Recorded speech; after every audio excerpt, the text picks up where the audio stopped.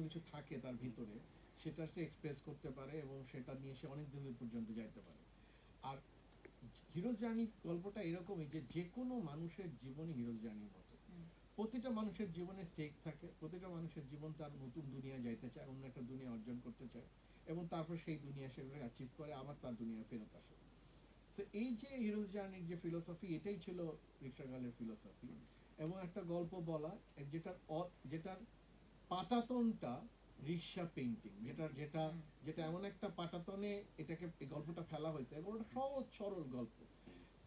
নাইমা ঢাকায় আসার পর মনে হবে কি এরকম ও বোধহয় একটা প্রস্টিটিউশনে চলে যাবে, ও বোধহয় কোনো জায়গায় নিপীড়িত হবে, নির্যাতিত হবে, অন্য কিছু হয়নি।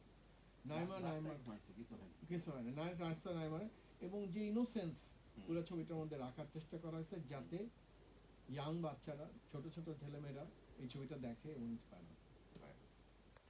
এবং এই যে